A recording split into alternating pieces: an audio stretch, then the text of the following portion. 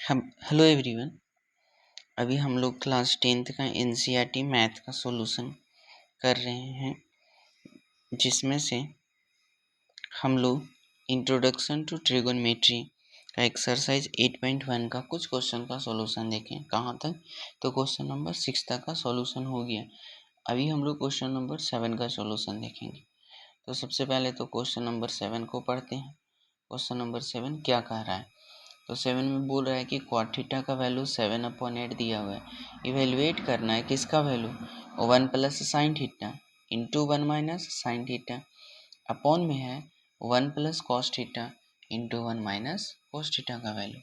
Next question बोल रहे हैं कॉट स्क्वायर थीटा का वैल्यू। ठीक है, निकालते हैं। तो सबसे पहले क्या लिखा हुआ है यहाँ पे लिखा हुआ है cot theta is equal to 7/8। Ratio क्या होता है कॉस थीटा का? तो रेशियो हो जाता है बेस अपॉन में परपेंडिकुलर।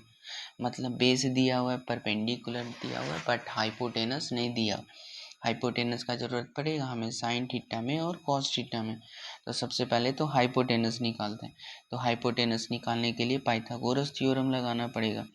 तो by Pythagoras theorem PYTHAGORAS Pythagoras theorem, इसमें क्या होता है कि H square is equal to perpendicular square plus base square. अब यहाँ से एच स्क्वायर लिखते हैं। परपेंडिकुलर का वैल्यू कितना दिया हुआ है? 8 दिया हुआ है, और बेस का वैल्यू कितना है? 7 है। क्या हो जाएगा यहाँ से? H square is equal to 64 plus 7 का कितना? 49। यहाँ हो जाएगा 113। किसका? एच स्क्वायर का वैल्यू। हमें तो एच का वैल्यू फाइंड करना है। तो एच का वैल्यू 113 अंडर रूट में हो जाएगा। तो सभी निकल गया मेरा। अब किसका वैल्यू निकालना है? तो सबसे पहले फर्स्ट में हमें साइन थीटा का वैल्यू अलग से निकाल लेते हैं और कॉस थीटा का वैल्यू निकाल लेते हैं। उसके बाद फिर क्वेश्चन लिख लेंगे और फिर बैठा देंगे उस पे वैल्यू।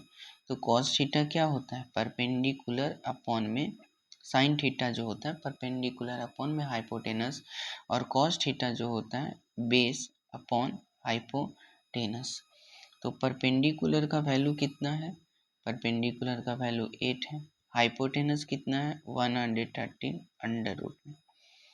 यहाँ से बेस का वैल्यू कितना है? तो 7 है, और हाइपोटेनस कितना है? 113 दिया हुआ है। अब क्वेश्चन लिखते हैं। तो सबसे पहले यहाँ क्वेश्चन में क्या दिया हुआ है? 1 plus sine theta into 1 minus sine theta, नीचे में हो जाएगा 1 plus cos theta into 1 minus cos theta. Value put करते हैं। क्या हो जाएगा वैल्यू? 1 प्लस साइन थीटा का वैल्यू क्या आया? 8 अपॉन अंडर रूट 113 आया है। उसके बाद माइनस में लिखेंगे इसको 1 माइनस 8 अपॉन अंडर रूट में 113। अब नीचे तो 1 प्लस कॉस थीटा का वैल्यू 7 अपॉन 113, फिर माइनस में 1 माइनस 7 अपॉन 113। अब यहाँ से ए प्लस बी और ए माइनस बी आया, नीचे में भी वैसे ही आया। तो फॉर्मूला यूज करते हैं, ए स्क्वायर माइनस बी स्क्वायर। क्या हो जाएगा?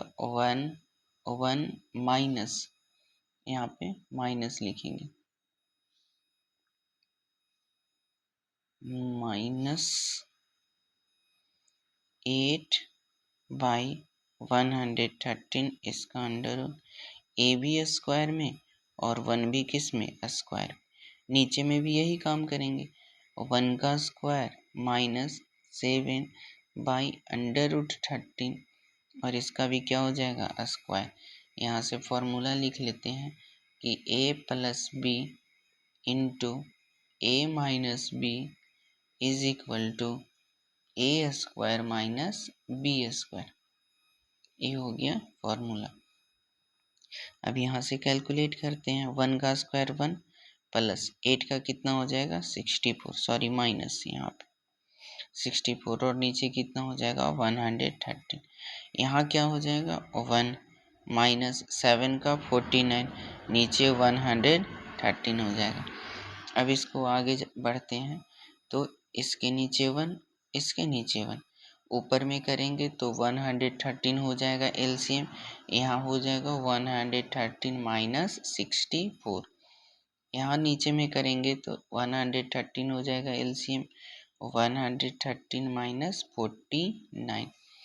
अब इसका और आगे बढ़ते हैं तो क्या है 113 से 64 को माइनस कर देंगे तो कितना आ जाएगा 49 आ जाएगा, नीचे में 113 आएगा, यहाँ पे 64 आएगा माइनस करने पे और नीचे में कितना 113, 113 से 113 कैंसिल, क्या आंसर आ गया 49 और नीचे में 64।